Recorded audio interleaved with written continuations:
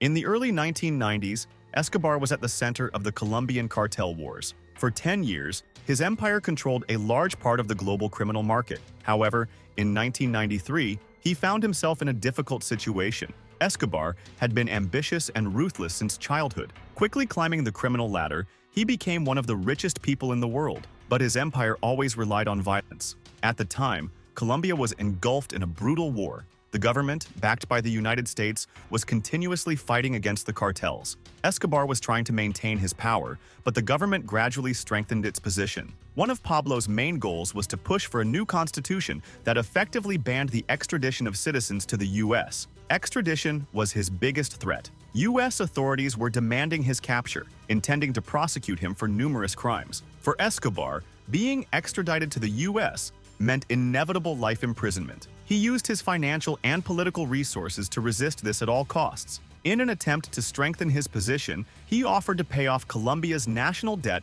in exchange for stopping the pursuit. However, the Colombian government refused. Tensions were rising both within the country and internationally. In 1989, his people organized an assassination attempt on future President Cesar Gaviria. This caused international outrage and increased pressure on the government. In response, the state launched a large-scale campaign against criminal organizations, including using the military. Escobar also faced internal problems. His closest allies began to turn against him, cartels started to compete, and his family was in danger. Meanwhile, the government conducted targeted operations, dismantling his business infrastructure and arresting many of his close associates.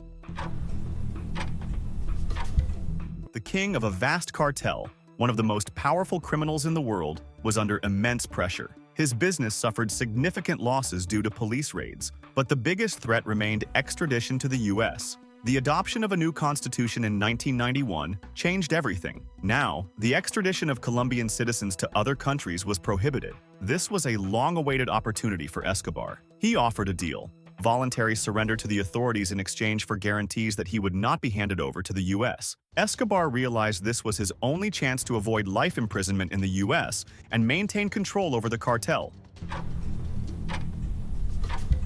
Pablo Escobar officially surrendered to the Colombian authorities, but the conditions of his imprisonment were unique. He was sent to a specially built prison.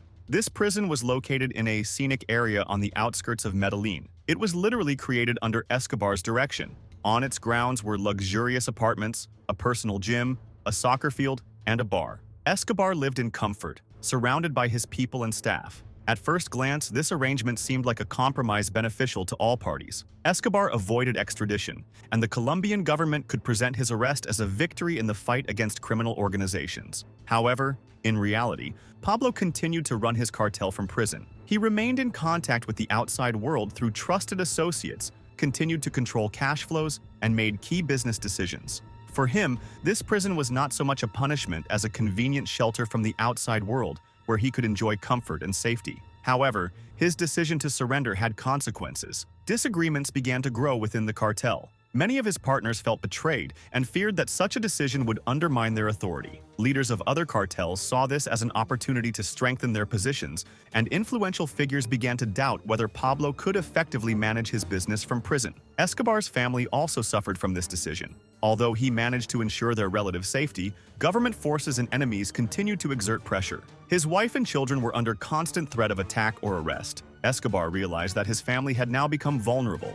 Despite the apparent success, the Colombian government was not entirely satisfied. Although Pablo was in prison, his living conditions caused public outrage and questioned the authority of the state. Many believed that the government had made too many concessions. The discontent from the U.S. was especially sharp.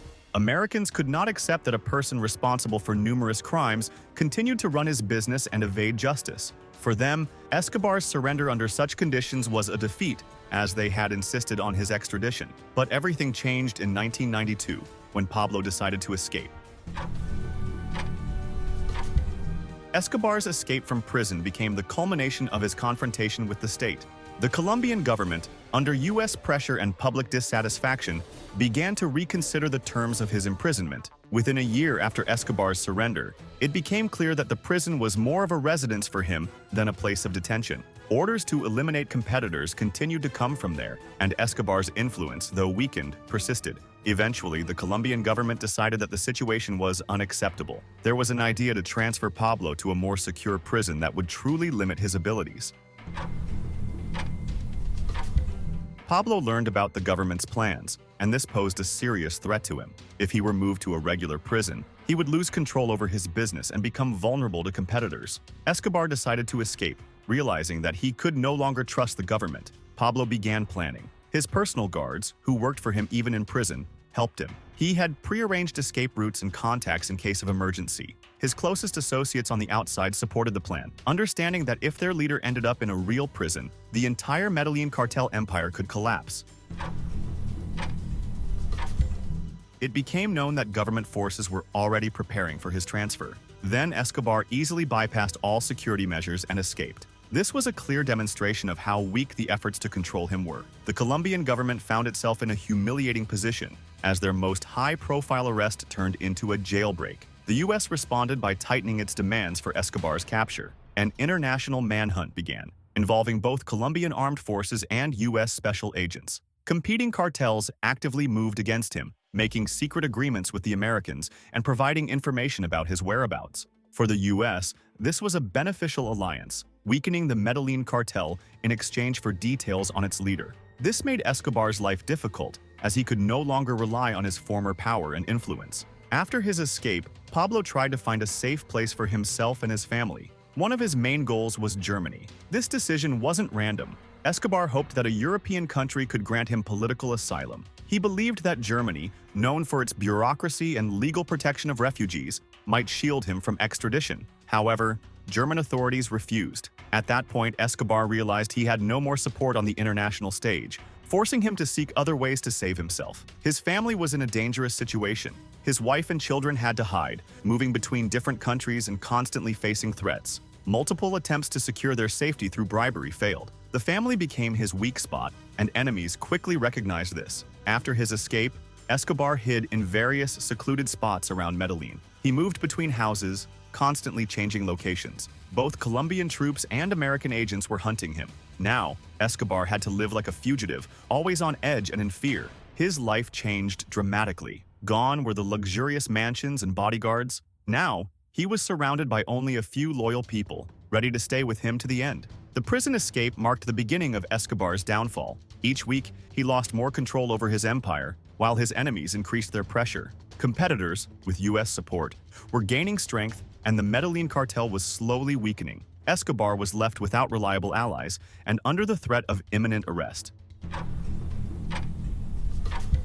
A year passed, and Pablo Escobar turned 44. But this time, it was not a celebration but a day filled with loneliness. Since escaping from prison, his life had changed drastically. Escobar stayed on the outskirts of Medellin, in one of his last hideouts, tucked away among local streets. With few resources left, he was on the brink of both physical and emotional exhaustion. His family, which he always cherished, was under close watch by Colombian authorities and U.S. agents. Contacting them was extremely risky. Still, family was always a priority for Escobar, and despite the risks, he tried to find ways to communicate with them.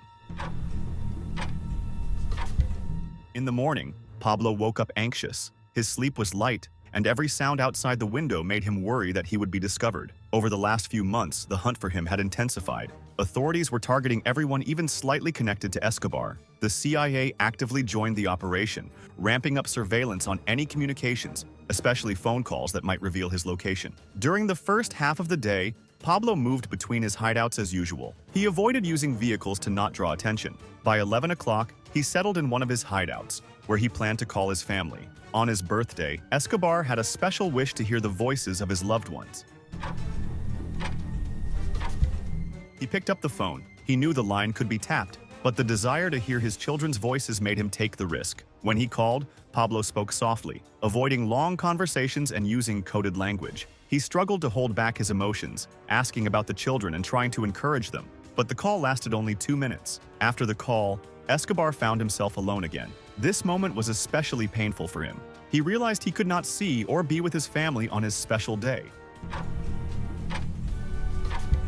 Information about the call reached the intelligence agencies. They learned that Pablo was still in Medellin, so they intensified their search efforts. Colombian military forces, along with American agents, began gathering in the city. However, they still didn't have his exact location. At that time, Escobar was under immense stress. He knew he was being closely watched, and around 5 o'clock in the evening, he decided to move to a new hideout. Each time Pablo moved around the city, he risked being spotted, but staying in one place was even more dangerous. Escobar decided to call his family again. His last hope was to convince them to leave Colombia and start a new life in another country. He believed he could find shelter abroad, but his pride and sense of belonging to Medellin stopped him from leaving his homeland. When Escobar made the call, the signal was intercepted by the police. Rapid response teams immediately began to track his location. The operation was carried out with caution. It was essential not only to pinpoint Escobar's exact location, but also to prevent him from escaping. Over the next few hours, Colombian military units prepared for a decisive raid. At the same time, American agents were relaying information from the intercepted call. Security forces tried to prevent any leaks, as Escobar still had allies who could warn him of the approaching threat. Meanwhile, Escobar had no idea that the police were nearby. Pablo's entourage consisted of a few bodyguards he had known for years. At 11 in the morning, he tried to call his family again. This call was his undoing. Escobar spoke for about 5 minutes, which allowed agents to pinpoint his exact location. The signal came from a small house. Colombian troops began moving towards the location. Special forces surrounded the house, inching closer to block any escape routes. Escobar, hearing movement outside, realized he had been found. He quickly grabbed a weapon and, along with a bodyguard, went up to the second floor. Special forces stormed the house. Escobar and the bodyguard climbed onto the roof, hoping to escape across neighboring buildings. But the police were prepared, and a shootout ensued. Escobar and the bodyguard kept running. The gunfire continued for a few minutes. At one point, Escobar tried to jump onto a neighboring roof, but a special forces officer shot him. The bullet hit his back. Soon after, another shot hit his head. In the end, Pablo was killed, and Colombian police and U.S. agents announced the successful conclusion of the operation. This marked the end of Pablo Escobar's story. If you enjoyed watching this video, please support it with a like and subscribe to the channel. See you soon.